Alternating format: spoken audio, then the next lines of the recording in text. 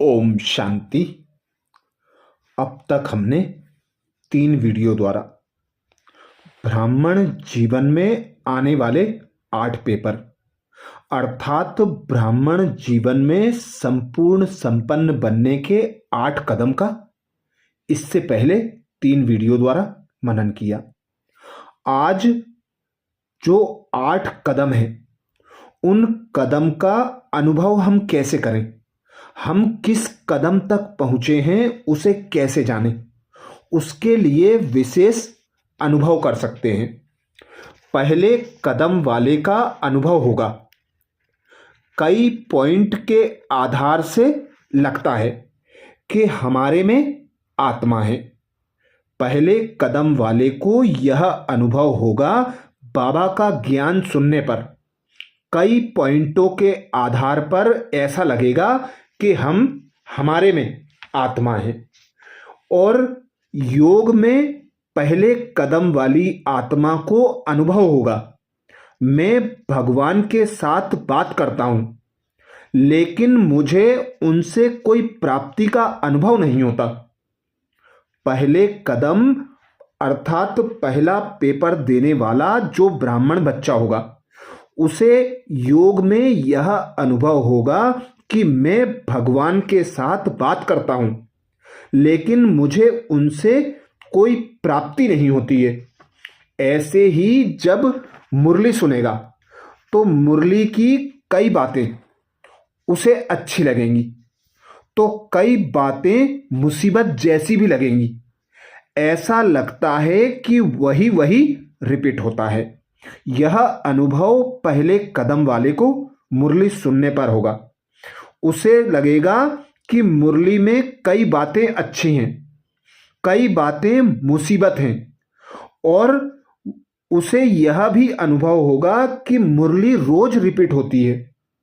ऐसे ही दूसरे कदम वाले को अनुभव होगा, मैं जानता हूं कि मेरे में आत्मा है, लेकिन मुझे आत्मा का अनुभव नहीं होता है। दूसरे कदम वाला यह निश्चय कर लेगा कि मैं आत्मा हूं, पर उसे आत्मा का अनुभव नहीं होगा। योग में दूसरे कदम वाला यह सोचेगा, मैं भगवान के साथ बात तो करता हूं, लेकिन एक तरफ लगता है अर्थात भगवान से कोई उत्तर नहीं मिलता है। भगवान से जब दूसरे कदम वाला योग लगाता है तो उसे यह अनुभव होता है कि मैं भगवान से बात कर रहा हूं, पर भगवान के द्वारा मुझे कोई उत्तर नहीं मिल रहा है। ऐसे ही मुरली सुनते समय दूसरे कदम वाले को अनुभव होगा, मुरली की कोई कोई बातें उसे बहुत उपयोगी लगी हैं। अर्थात दूसरे कदम वाले को मुरली में कई बातें बहुत उपयोगी अनुभव होंगी। ऐसे ही तीसरे कदम वाले को, मैं जानता हूं कि मैं आत्मा हूं, परंतु मुझे इसका अनुभव कम होता है। ऐसे ही योग में तीसरे कदम वाला समझेगा, मैं भगवान के साथ बात करता हूं तो मुझे अच्छा लगता है। मुरली सुनते समय तीसरे कदम वाले को अनुभव होगा, वैसे तो मैं रोज मुरली पढ़ता हूं, परंतु क्लास में समय पर नहीं जा सकता हूं, तो बाद में जाकर पढ़ लेता हूं। चौथे कदम वाले को अनुभव होगा, मुझे कभी कभी आत्मिक स्थिति का अनुभव होता है। जो 3 पेपर पास कर लेता है उसे यह अनुभव होने लगता है कि कभी कभी आत्मिक स्थिति का अनुभव होता है। योग लगाते समय भी चौथे कदम वाले को ऐसा अनुभव होगा, मैं बाबा के साथ बात करता हूं, तो कई बार मुझे प्रेरणा मिलती है, तो मैं अनुभव करता हूं कि मुझे सही उत्तर मिल गया है। अर्थात चौथे कदम में बाबा से बात होती है, बाबा से टचिंग मिलती है और उसे अपने प्रश्नों का उत्तर मिल जाता है। ऐसे ही चौथे कदम वाले को मुरली सुनते समय अनुभव होगा, मैं मुरली क्लास में रोज जाता हूं, परंतु कभी कभी नींद आती है, तो कभी बुद्धि बाहर धंधे आदि में चली जाती है। 4 पेपर जो पास कर लेता है, 5वें कदम पर आ जाता है, उसे ऐसा अनुभव होता है कि मैं बार बार आत्मिक स्थिति का अनुभव करता हूं। बार बार आत्मिक स्थिति का उसे अनुभव होने लगता है। ऐसे ही योग में उसे अनुभव होगा, मैं बाबा के साथ प्रेम से रूरियान करता हूं। मेरी कोई भी समस्या का निवारण बाबा ही कर देते हैं। 5वें कदम वाले को मुरली सुनने में अनुभव होगा, मुरली मुझे अच्छी लगती है और मुरली की बातें मैं धारण करने का पुरुषार्थ करता हूं। अर्थात 4 पेपर पास करने के बाद जो 5वें कदम पर आ जाता है, उसे मुरली बहुत अच्छी लगती है और उसे मुरली धारण करने का पुरुषार्थ सहज लगने लगता है। जो ब्राह्मण पुरुषार्थ के 5 कदम चढ़ जाते हैं, 6ठे कदम पर आ जाते हैं, उन्हें अनुभव होगा, आत्मिक स्थिति को जारी रखने के लिए मुझे बहुत अटेंशन देना पड़ता है। आत्मिक स्वरूप को जारी रखने के लिए मुझे बहुत अटेंशन देना पड़ता है। ऐसे ही योग में उसे अनुभव होगा, मैं बाबा के साथ दिन में कई बार निकट संबंधों की अनुभूति करता हूं। जब 6ठे कदम वाला मुरली सुनेगा तो उसे अनुभव होगा, मुझे मुरली ध्यान से सुनने में बहुत मजा आता है। मुरली के महावाक्य ही मेरी समस्याओं का निवारण करते हैं।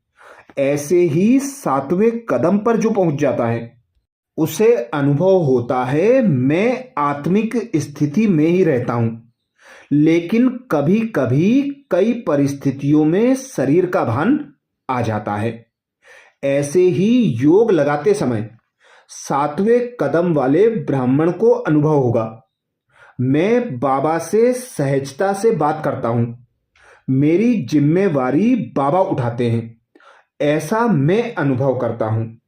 7वें कदम वाले को योग लगाते समय अनुभव होगा कि मैं बाबा से सहजता से बात करता हूं, मेरी जिम्मेवारी बाबा उठाते हैं, ऐसा मैं अनुभव करता हूं। ऐसे ही मुरली सुनते समय 7वें कदम वाला अनुभव करेगा, मुरली ही मेरा जीवन है और मुरली की एक एक बात अपने जीवन में धारण करता हूं।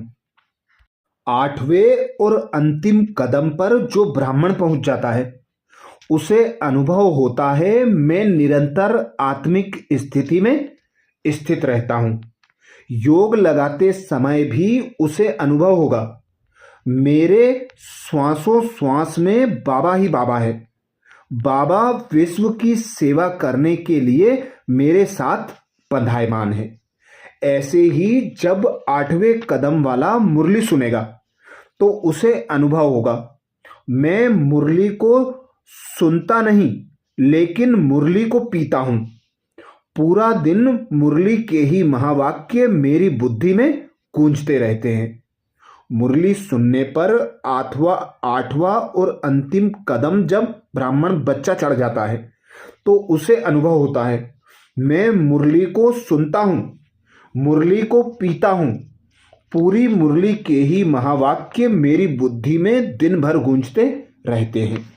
तो अभी आप चेक कर सकते हैं कि मुझे आत्मा का अनुभव कितना होता है, मैं कहां तक पहुंचा हूं। ऐसे ही 8 कदम वाले योग, आत्मिक स्वरूप और मुरली के द्वारा जो जीवन में दिव्य अनुभव करते हैं, उससे वे अपना पद निर्धारित कर सकते हैं। वे अपने पद को जान सकते हैं कि मेरा पुरुषार्थ कहां तक हुआ है, मुझे कौन सा पद प्राप्त होने वाला है। अभी ये चार्ट दिव्य दर्पण जैसा बन गया है। अब आप कौन से कदम पर हो वह समझ सकते हो। अभी अगर हमारा शरीर छूट जाए तो हमको क्या पद मिलेगा, वह भी समझ सकते हो।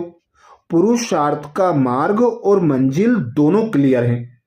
रास्ता, दिशा, चिन्ह भी बताया है, जिसके आधार पर अपनी गति को चेंज और चेक भी कर सकते हैं, बढ़ा भी सकते हैं और सही दिशा भी दे सकते हैं। बाबा कहते हैं, मैं राजयोग सिखाता हूं, प्रजायोग नहीं।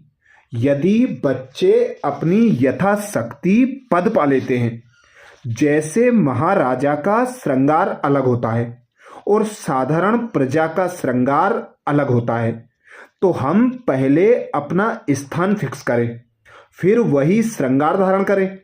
एक ही मुरली से राजा रानी, नौकर चाकर, दास दासी, महाराजा सभी का श्रृंगार हो जाता है। मुरली के लिए भी जनरल नियम है कि मुरली क्लास से 15 मिनट पहले आकर योग करना है, नोटबुक पेन लेकर जाना है। ये सभी के लिए जनरल श्रीमत है। इसमें जो आत्मा अष्टरत्न में या विजय माला में आने वाली है, उसके लिए बाबा अलग डायरेक्शन एक्स्ट्रा देते हैं। जिन डायरेक्शन को प्रजा बनने वाले ध्यान पर नहीं लेते हैं। विजयी रत्न आत्मा के लिए बाबा ने एक बार बताया था कि जब आप मुरली सुनने बैठते हो, तब कोई कहे कि मुझे अशरीरी बनना या बीज रूप में मजा आता है, या बाबा के साथ सखा के संबंध में रूरियान करने में मजा आता है, तो बाबा ने इसके लिए कहा है कि ये भी सुप्रीम टीचर का डिसरिगार्ड है। उस समय केवल सुप्रीम टीचर की स्मृति में बैठकर मुरली सुनो। कितना स्ट्रिक्ट महावाक्य है। प्रजा के लिए बिल्कुल ढीला छोड़ दिया। उसके लिए बाबा ने कहा, बच्चे आप रोज मुरली क्लास में नहीं आ सकते हो तो घर में भी मुरली पढ़ सकते हो, परंतु महाराजा बनने वाले के लिए ढीला नहीं छोड़ा है। बाबा ने यहाँ तक कहा है कि अगर बहुत बीमार है तो भी स्ट्रेचर में भी क्लास में ले आओ। इस प्रकार बाबा की ही हर धारणा की श्रीमत में इतना अंतर है। हर धारणा की पॉइंट के लिए स्ट्रिक्ट से स्ट्रिक्ट भी श्रीमत मिली है, तो हर बात को थोड़ा ढीला भी छोड़ा हुआ है। अब हम बाबा की श्रीमत को जितना सूक्ष्म रूप से समझेंगे, धारण करेंगे, उतना उच्च पद पा सकेंगे। अच्छा, ऐसे ही और विशेष बाबा के महावाक्य, बाबा के वीडियो को सुनने के लिए बाबा के चैनल को सब्सक्राइब करें। वीडियो को सभी बीके भाई बहनों तक शेयर करने की सेवा जरूर करें। अच्छा, ओम शांति।